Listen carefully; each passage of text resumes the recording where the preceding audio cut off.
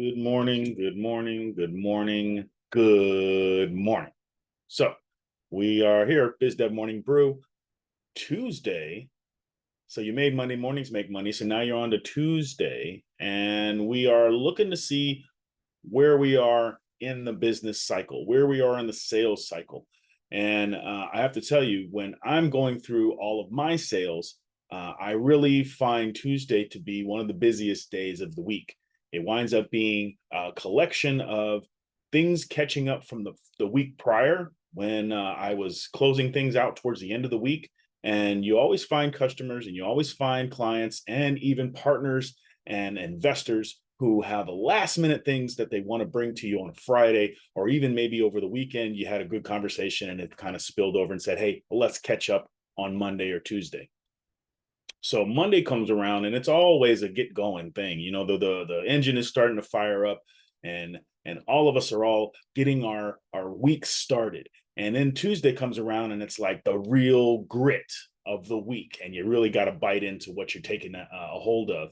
And it can be the day that you trip and stumble and miss a few things. So it is Monday mornings making money, but every day really is a day to kickstart things and get your mind right to make money. So on a Tuesday, rather than derail the whole train, thinking that you need to restart by thinking you have to say everything, hey, you have to have everything begin again on the next day. Let's keep that train rolling and flow into the concept of how we are succeeding throughout the week. So I've got over the years, I've developed several times my sales process. You know, you hear it all the time. You got the 7 steps to the close, or the 5 steps to the close, or the 10 steps to the close. I've even seen 15 to 17 steps to a close.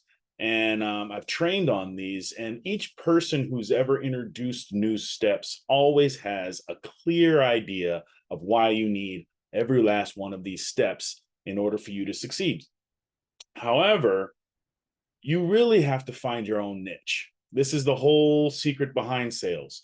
Everything that you do in sales is really most internally about you and how you are either handling your own life and your own self, as well as how you interact with the external world. And I know that's an existential thing, but it is honestly the bare bones and what is the most effective thing to work on in order to build a professional career in sales. You need to be personable, you need to be accountable, and you also need to be fair and balanced with the communication that you give to your customers, clients, and your prospects. So, what am I talking about here? What are you talking about, Benny?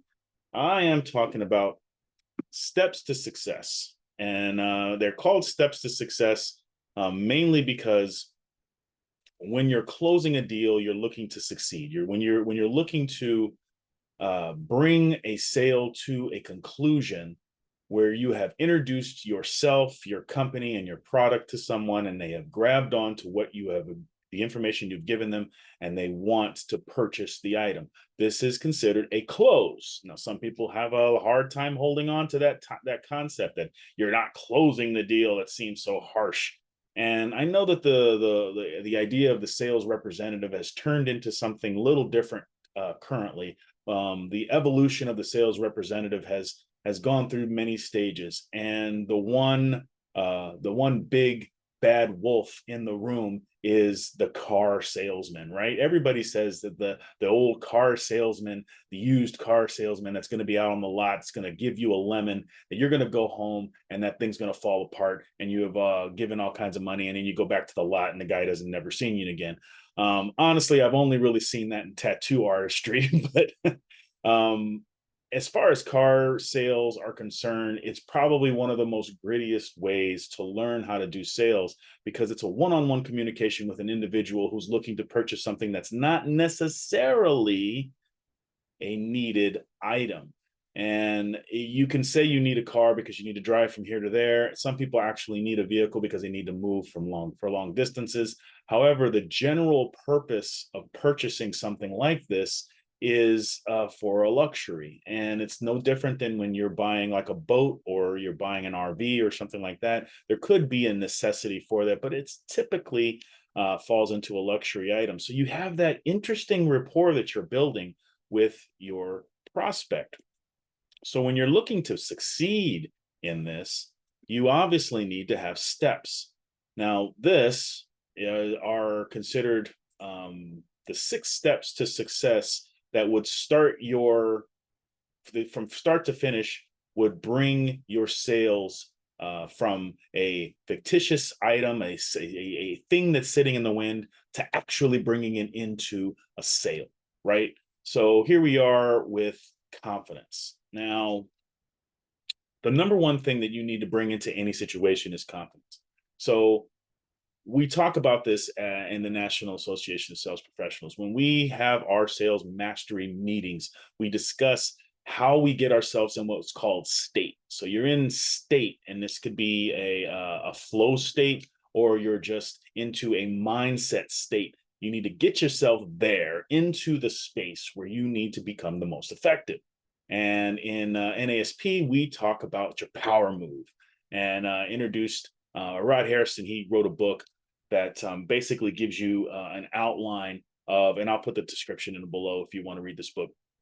It gives you an outline of how to get yourself into state using a power move. And it's basically putting yourself into the idea of how you feel internally and externally expressing it. So that way you get that energy to express outward. And now you're in state and you can go into whatever communication you're going into. So you have to bring confidence into every type of communication you're doing in sales. If you're not confident about your product or service, your customer, client, prospect, or investor, or partner, or whatever is not going to want to believe anything that you're talking about. So you have to bring confidence into the communication.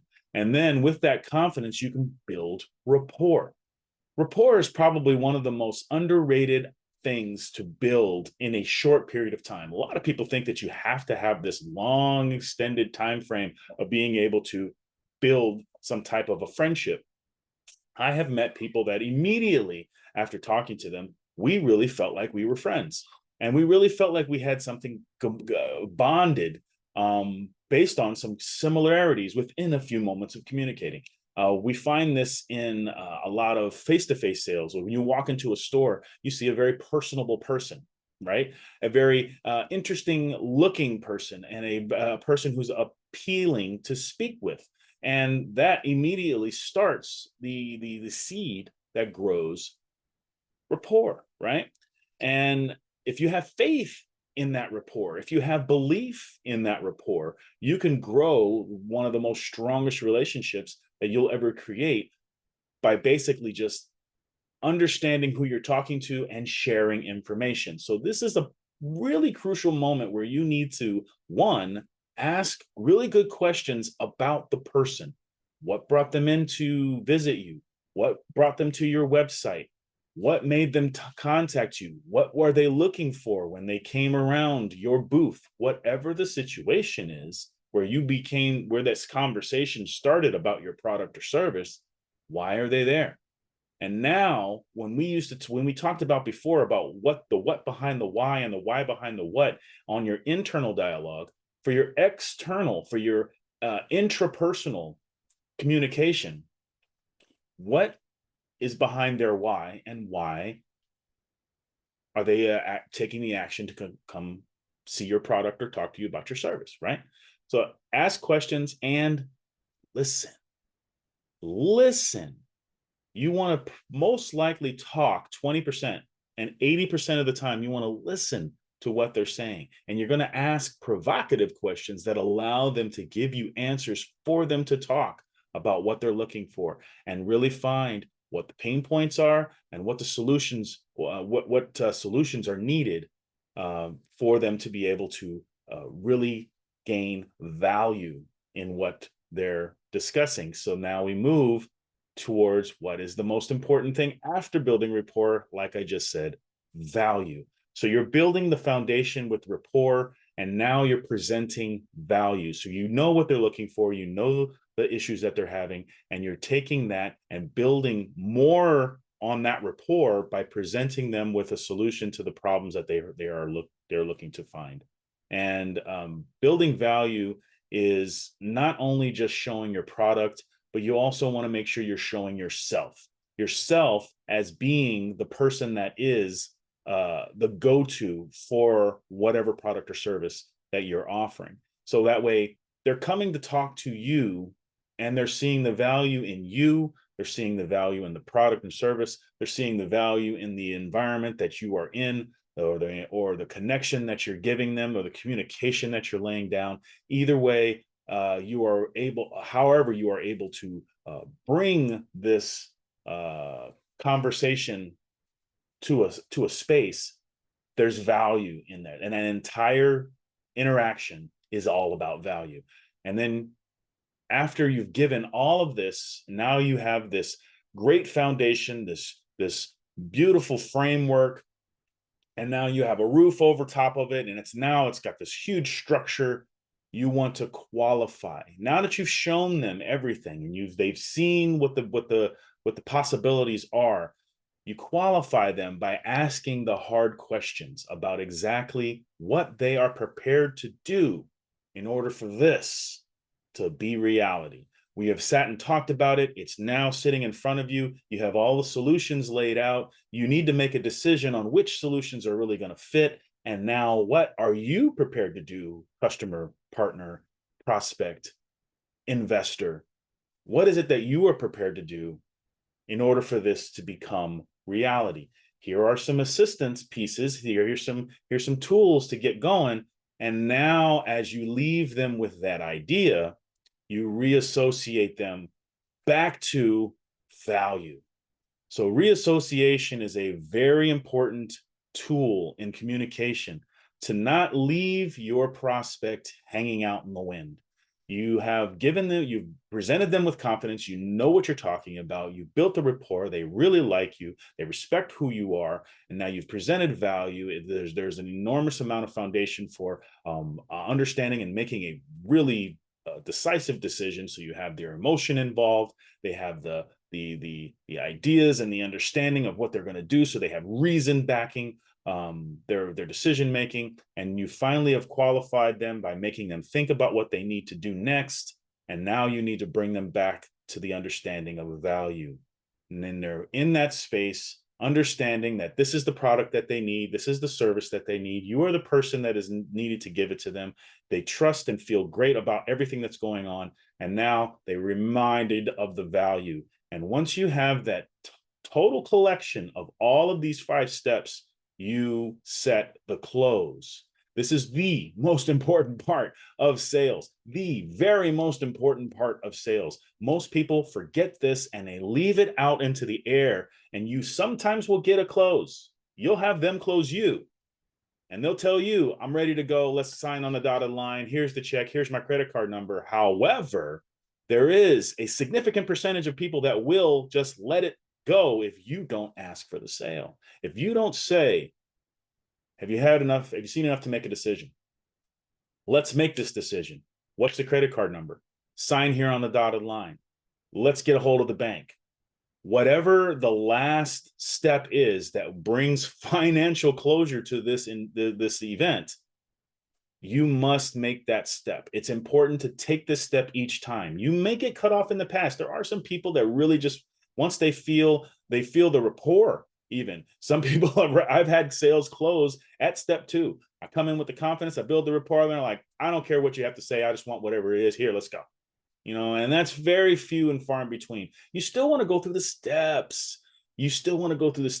Even if I have somebody here at rapport saying, I'm ready to close, during the close, I'll go ahead and bring them down to the close. But during the close, you best believe I'm still presenting them value. I'm still qualifying them, and I'm still reassuring them all through that process, because you don't want to skip these steps. The last thing you want to do is have either buyer's remorse or return, or an idea that the customer didn't feel like they were actually taken care of. So don't just allow the sale to close on its own. Bring it to a close and request and ask in a very polite way, of course, but present and ask for the sale. So these are the 6 steps. Take a screenshot if you want. And let me know how this works for you. There's lots of ways that you can go through these. I mean, I've seen so many different steps, but these are the bare basics that I always want to follow. It's step 1, understanding bringing confidence into the sale is important. The last thing you want to do is to get on call number 104 and you're like, hey, this is XYZ company and I'm just here to give you no. You want to have the energy in each call. It's one of the reasons why I am not in favor of extending out your energies too far throughout the day, meaning you're making 80, 90, 100 calls a day, thinking that you're going to just beat it but with the numbers. You can make quality calls go further than quantity calls. So remember that when you're going into that confident state. And the rest of it is just following the steps of understanding, of asking questions about who you're talking to and building a relationship with that person, and always presenting value and reassuring that value after you've qualified, and then ask for that close. All right. So BizDev Morning Brew, Monday, Tuesday, Wednesday, Thursday, Friday is going to be the bonus day, which I will make sure I record and present it to you this Friday. If you want to be on the call, just let me know. Questions seem to be the most prominent. Most people are kind of a little bit shy about being on camera, which I completely understand. It took me forever to be able to do this in the first place. So if you have questions, keep sending them to me in my messaging, or comment here, there, or wherever it is on this platform. And let me know what you think. Put these 5 to test, and make sure that you are practicing with someone. Go through how you do your pitch and practice your pitch with friends, with colleagues, and really go through how you would want to present your items to someone. So that way you come to your customer with a little bit more swagger, a little bit more bravado, and you are allowing the relationship to build naturally rather than having this system of I got to cover this step, got to cover that step. It needs to come fluid. And the more fluid you are, the better your communications will be and the better your sales will be. BizDev Morning Brew, Monday, Tuesday, Wednesday, Thursday, 7 a.m. Hope to see you next time.